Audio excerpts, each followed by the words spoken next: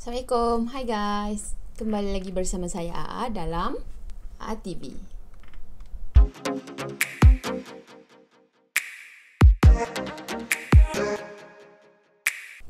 Okey, pertama sekali saya nak minta maaf dengan korang sebab dah lama dah saya tak upload video. Bukan apa, sebenarnya saya tak tahu saya pernah beritahu tak dengan korang yang saya ni student. Jadi saya sibuk dengan hal-hal student saya lah. Okay, sekarang ni masih lagi dalam fasa PKP. Berapa? Fasa keempat sekarang kan. Saya harap sangat korang stay at home dan stay safe. Kalau nak keluar pergi mana-mana sekalipun, kekalkan jarak selamat korang.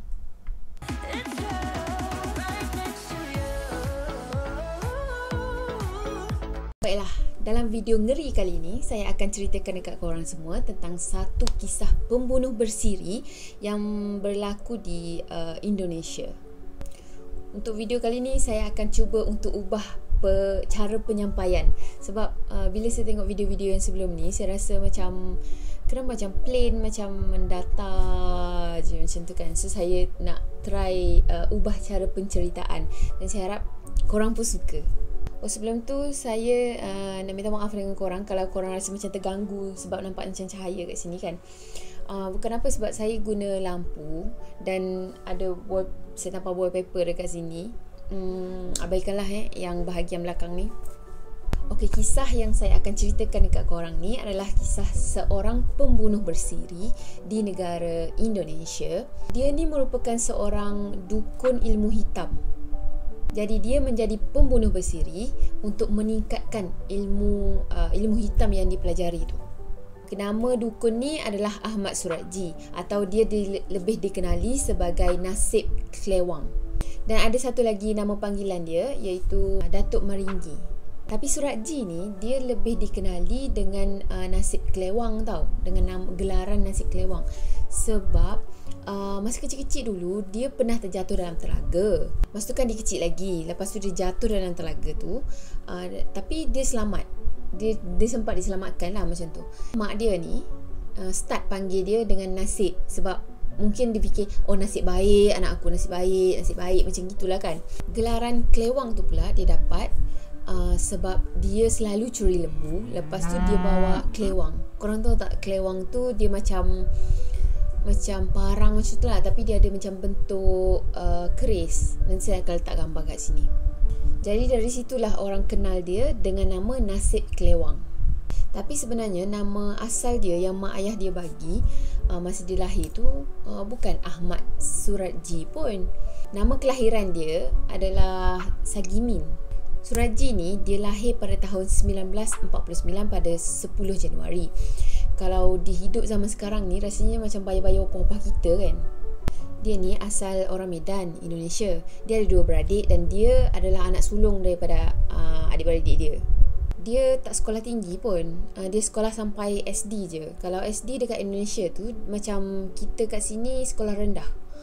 Dan SD tu sendiri refer kepada sekolah dasar yang mana murid-murid dia daripada 6 tahun hingga 12 tahun. Jadi sama je lah macam sekolah rendah kita kan. Ayah dia meninggal masa umur dia 7 bulan lagi. Jadi dia tak sempat lah nak jumpa ataupun nak kenal dengan ayah dia ni. Dan sebenarnya daripada umur dia 12 tahun lagi dia dah tunjukkan minat untuk belajar ilmu-ilmu klinik ataupun ilmu-ilmu kedukunan ni. Dari umur sebegitu lagi dia dah belajar dah ilmu-ilmu dukun melalui buku-buku peninggalan ayah dia. Sebab ayah dia sebelum ni pun dukun juga. Jadi dia macam mungkin darah keturunan jugalah kot kan. Ataupun mungkin sebab dah ada buku, dah ada panduan, jadi dia macam baca je. Mula-mula tu baca je. Lepas tu terus minat. Masa umur dia 27 tahun, dia minat dekat seorang perempuan ni, nama dia Tumini. Lepas tu dia pergi melamar dan kahwin dengan Tumini. Tumini ni asalnya orang daripada Pekanbaru dekat Indonesia jugalah. Lepas nikah tu lah dia tukar nama gelaran dia daripada Nasib Klewang tadi ke Ahmad Suratji. Dia harap bila dia dah tukar nama macam tu, dia bolehlah mulakan hidup baru. Yelah, baru berumah tangga, mestilah nak mulakan hidup baru menjadi lebih baik daripada yang sebelum ni kan. Tak lama lepas tu dia dapat 4 orang anak dan semua anak dia adalah lelaki. Jadi dia cakaplah dengan ibu dia yang dia nak kahwin lain sebab dia nakkan anak perempuan. Dia nak rasa ada anak perempuan jugalah macam tu. Jadi ibu dia ni faham yang dia nakkan anak perempuan. Tapi masalahnya yang orang yang dia nak kahwin tu adalah adik kepada isteri dia Tumini tadi, iaitu Tuminah. Mak dia ni terkejut lah, kenapa nak kahwin dengan adik isteri sendiri, kan itu kan tak boleh dan tak dibenarkan dalam agama kita kan. Dan apa yang lebih menghebohkan waktu tu, bila dia cakap yang dia nak kahwin dengan dua orang, iaitu Tuminah dan juga Ngatiah. Dua-dua ni adalah adik-beradik kepada isteri dia. Jadi isteri dia tiga-tiga tu adalah adik-beradik dan duduk dalam satu rumah yang sama. Mak dia ni memang tentang habis-habisan. Tapi itulah, dia dengan bersikeras dia juga, dia tetap juga nak kahwin, dia tetap juga nak bersama dengan tiga-tiga isteri dia tadi. Lepas tu sebab mak dia ni selalu menentang dia, jadi dihalaunya mak dia daripada rumah tu. So kalau kita fikir-fikir kan, kalau ada seorang anak yang berani halau mak dia sendiri, itu bukan orang yang biasa-biasa, itu memang luar biasa lah dia punya perangai tu kan. Lama kelamaan sebab dia dah belajar ilmu dukun ni, jadi orang start lah kenal dia kan. Orang daripada kampung, sekitar kampung dia, sekitar bandar kat situ, jadi ramailah yang datang jumpa dia. Last kali dia dikenali dengan gelaran Datuk. Datuk ni adalah satu gelaran yang orang bagi sebab dia tu Tok Bomoh ataupun dia tu dukun lah. Jadi kan kalau dukun ni kan ada setengah orang tu dia panggil Tok Bomoh, Tok Moh, ada yang panggil Tok, ada yang panggil Mbah, macam tu kan. Jadi dalam kes dia ni orang panggil dia Datuk dengan gelaran Datuk. Jadi kebanyakan orang kampung kat situ dan orang-orang yang datang jumpa dia tu ada masalah macam-macam lah. Macam masalah cinta, masalah duit nak jadi kaya, masalah kesihatan, sakit itu, sakit ini. So ramai yang datang jumpa dia. Awal mula macam mana dia boleh menjadi pembunuh bersiri ni adalah pada umur dia 36 tahun tau. Masa tu dia dapat mimpi daripada ayah dia. Ayah dia datang dalam mimpi dia lah. Lepas tu ayah dia tanya, kau nak belajar ilmu sakti tak? Kalau kau nak dapat ilmu sakti ni, kau kena bunuh 72 orang wanita dan kau kena minum air mereka. Macam gitu. Jadi sejak itulah dia start menjadi pembunuh bersiri ataupun pembunuh berantai. Mungkin juga sebab dia tinggal dekat kampung yang agak pedalaman, jadi orang-orang kampung pun macam tak syak apa-apalah dia buat jahat ke apa, orang memang tak syak. Dia fikir kalau dia boleh menguasai ilmu hitam tu, dia akan mendapat satu kesaktian yang luar biasa dan dia bolehlah nak tolong orang, nak ubatkan orang dan juga nak mengalahkan lawan-lawan dia yang nak jatuhkan dia melalui benda-benda gaib ni. Jadi dalam fikiran dia masa tu, dia fikir tak salah kalau nak bunuh 72 orang, nanti dia akan balas balik dengan kebaikan-kebaikan yang lain yang dia akan buat dengan tolong orang dan semua itulah. Jadi dari situlah dia nekat untuk bunuh 72 orang wanita. Dan dia telah buat kerja ni selama 11 tahun dan tak ada siapa pun yang tahu. Dia dapat mangsa-mangsa dia lagi senang lah sebab dia ni dukun kan. Jadi orang datang untuk minta bantuan dia untuk nak jadi lebih cantik, lebih kaya, lebih sihat, dan dia jadikan pesakit-pesakit dia tadi sebagai mangsa dia. Surat jin ni boleh dikatakan bijak jugalah sebab bila mangsa dia ataupun bila pesakit dia datang jumpa dia untuk berubat tadi, dia akan minta dulu bayaran sebanyak lebih kurang dalam 1,000 ke 1,200 ringgit Malaysia. Kalau tukar ke Indonesia tu banyak gila kan. Lepas tu dia akan bawa mangsa dia tadi ke ladang tebu dekat dengan rumah dia untuk buat ritual.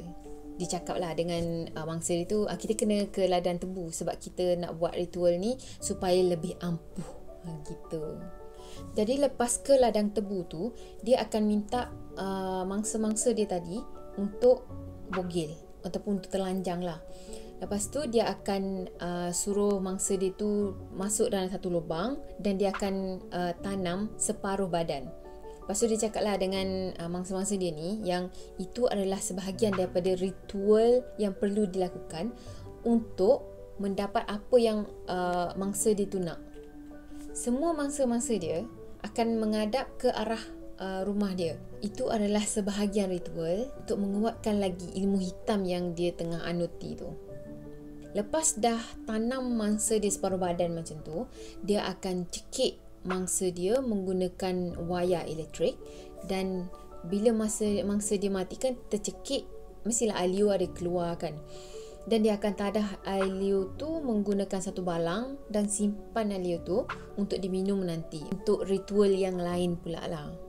Kalau dalam masa dia kena korbankan wanita masa tu, tapi tak ada wanita pun yang datang, ataupun tak ada pesakit, tak ada mangsa lah yang datang kat rumah dia untuk berubat, jadi dia akan keluar untuk cari pelacur-pelacur untuk dijadikan mangsa. Lepas siap je upacara tadi, dia akan gali balik mayat-mayat tu. Lepas tu dia akan tanam dekat dengan rumah dia, dan semua mayat-mayat tu muka dia kena menghadap rumah dia. Sebab itu adalah sebahagian daripada ritual juga katanya, supaya ilmu hitam dia tu lagi kuat macam tu. Lepas 11 tahun dia buat kerja senyap-senyap, pada tahun 1997 ada orang kampung yang jumpa mayat seorang gadis. Mangsa ni baru je dibunuh 3 hari, jadi mayat tu masih boleh dicam dan dikenal pasti oleh pihak polis. Jadi dapatlah berita daripada pihak polis yang katanya mayat yang orang kampung jumpa tu adalah Sri Kamala Dewi yang berumur 21 tahun. Sebelum jumpa mayat Sri Kamala Dewi tu, sebenarnya ayah dia ada membuat laporan polis. Katanya anak dia hilang dan anak dia tak balik rumah, tak tahu pergi mana macam tu. Okey, bila dah jumpa mayat tadi, mestilah pihak polis ni buat siasatan kan. Dia pergi tanya orang-orang sekitar, siapa yang pernah jumpa perempuan ni, siapa orang yang terakhir yang berinteraksi dengan perempuan ni macam tu. Jadi pihak polis ni telah mewawarkan kes tu sehingga satu Indonesia tau. Dan tiba-tiba ada seorang penarik beca pergi jumpa pihak polis. Nama penarik beca tu adalah Andreas. Andreas ni bagi tahu pihak polis yang Pak, pihak polis kan dia panggil Pak kat sana. Pak, saya ada hantar perempuan ni dekat satu rumah. Rumah tu kalau tak salah saya rumah Suratji. Yang rumah terkenal tu. Tapi Seri ada ingatkan saya yang jangan bagi tahu siapa-siapa tentang hal ni. Dia cakap macam tu. Lepas dapat laporan daripada penarik beca tu, pihak polis terus pergi serbu rumah Suratji tadi. Lepas tu sampai je dekat rumah Suratji, dia tanyalah dulu, ada kenal Sri Kamala Dewi ni tak? Dia tunjuklah gambar kan, ada kenal ni tak? Kau kenal tak? Lepas tu si Suratji cakap tak kenal. Lepas tu barulah polis menggeledah rumah Suratji dan jumpa barang-barang Sri Kamala Dewi tadi.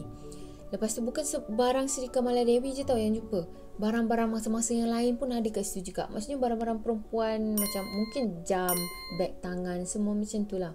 Jadi pada 2 Mei 1997, pihak polis start buat pencarian dekat kawasan rumah dan juga kawasan tanaman tebu si Suratji tadi. Dia start gali sana, gali sini sebab nak cari bukti yang mengatakan ada lagi mayat-mayat lain. Sebab daripada bukti barang-barang yang dia jumpa tadi menunjukkan lebih daripada seorang mangsa. Lepas dia dah gali kawasan-kawasan sekitar, dia orang jumpa 41 lagi mayat yang tertanam dekat kawasan kebun tebu dan juga kawasan perumahan si Suratji tadi. Kebanyakan mayat yang pihak polis jumpa tadi dah mula mereput dan ada yang tinggal rangka sahaja. Yelah, dalam masa 11 tahun dia buat kerja ni, dan sekarang baru jumpa pada 1997 time tu lah, baru je jumpa. Jadi possible lah kalau mayat-mayat tu semua dah tinggal tulang macam tu kan. Jadi masa tu juga Suratji ditangkap dan dibawa ke kantor polisi. Kes perbicaraan Ahmad Suratji ni bermula pada 11 Disember 1997. Mula-mula tu dia hanya mengaku dia dah bunuh 15 orang wanita sahaja.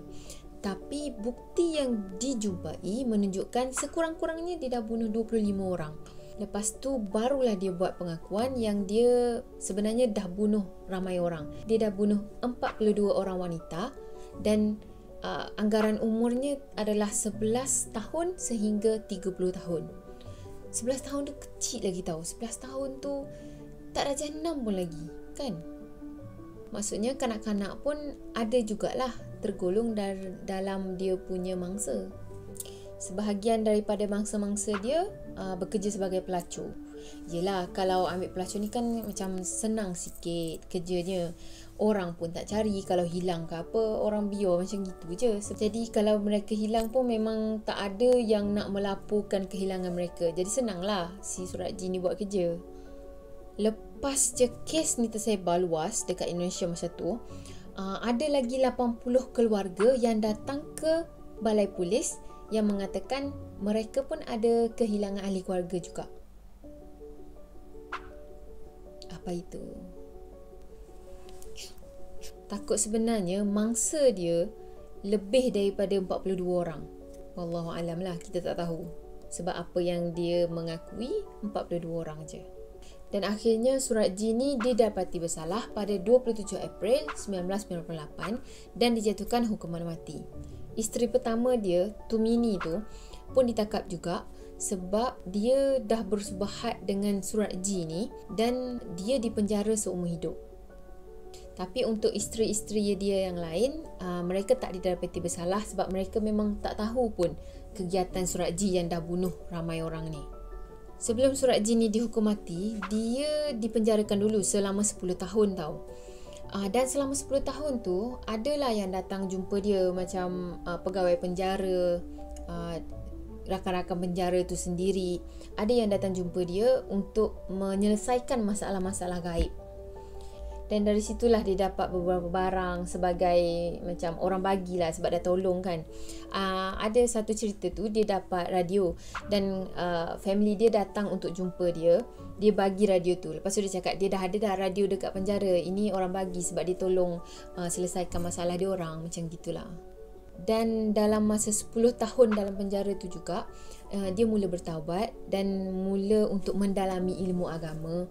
Katanya ada para ulama yang selalu mengajar dia tentang agama dan menyuruh dia supaya melepaskan semua ilmu-ilmu hitam yang dia ada. Pada 10 Julai 2008, akhirnya Surat G dihukum bunuh oleh pasukan penembak Indonesia. Sebelum hukum mati, korang tahu kan, pegawai penjara akan tanya orang yang dia nak hukum mati tu sama ada dia nak jumpa siapa-siapa tak ataupun ada pesanan terakhir tak, macam tu. Dan Surat G ni minta untuk jumpa dengan isteri pertama dia yang mana masa tu ada dekat dalam penjara juga. Jadi dia sempatlah untuk berbual-bual dengan isteri pertama dia, Tumini tu, untuk kali terakhir. Alhamdulillah, jadi berakhirlah kisah pembunuh bersiri ilmu hitam di Indonesia. Banyak sebenarnya pengajaran yang kita boleh ambil daripada cerita kali ni. Nasihat saya, kalau korang nak ceburi profesi apa sekalipun, jangan sekali-kali terlibat dalam dunia kegelapan. Korang ingat tak tadi saya ada cerita yang mangsa-mangsa dia tu datang jumpa dia untuk jadi apa? Untuk jadi kaya, untuk jadi cantik, untuk sehat. Kadang-kadang kita ni lupa tau, kita lupa untuk bersyukur. Kita lupa yang ada orang yang lagi susah daripada kita. Kita lupa yang ada orang yang lagi kurang daripada kita. Yelah, kita sekurang-kurangnya semua deria kita ada. Ada yang cacat, ada yang pekak, bisu. Tapi kita jumpa bomoh semata-mata untuk jadi cantik, lebih cantik. Padahal kalaulah kita ada rasa bersyukur tu, bukankah hidup kita lagi diberkati, hidup kita lagi senang, lancar je. Jadi kita kena sama-sama belajar untuk lebih rasa bersyukur. Saya bukan cakap benda ni untuk korang je, tapi saya mengambil langkah ni untuk memperingati diri saya sendiri juga. Okey, saya rasa sampai di sini dulu untuk video kali ni. Saya harap korang suka cerita ni, walaupun saya cuba sedaya upaya untuk menyampaikan dalam versi yang lain, tapi yelah, kita tak boleh nak jadi orang lain kan, kita kena jadi diri kita sendiri. Okey, kalau korang suka video ni, korang thumbs up, thumbs up, thumbs up. Okey, korang semua, kalau korang ada sebarang suggestion, sebarang cadangan untuk saya bercerita tentang kisah-kisah pembunuhan ataupun kisah-kisah misteri yang lain, korang boleh komen dekat bawah. Dan sebelum ni saya macam tak pernah cakap benda ni, tapi hari ni saya nak cakap. Jangan lupa follow IG saya, Siti Ashraf Abdullah, nama penuh. Dan jangan lupa guys, tekan subscribe. Tak rugi pun, tak payah bayar apa-apa. Tekan je subscribe. Klik, kling, subscribe. Oh, sebelum tu, kalau korang nampak macam ada air ni, walaupun ni bulan puasa, tapi saya rakam video ni pada jam pukul sekarang 4 pagi. Nampak tak? Pukul 4 pagi tau. Untuk korang tau. Jadi korang nak tengok, kena tekan subscribe. Okay, sampai sini dulu. Dah berapa kali sampai sini dulu dah. Bye-bye. Assalamualaikum warahmatullahi wabarakatuh. Stay safe, stay at home. Bye.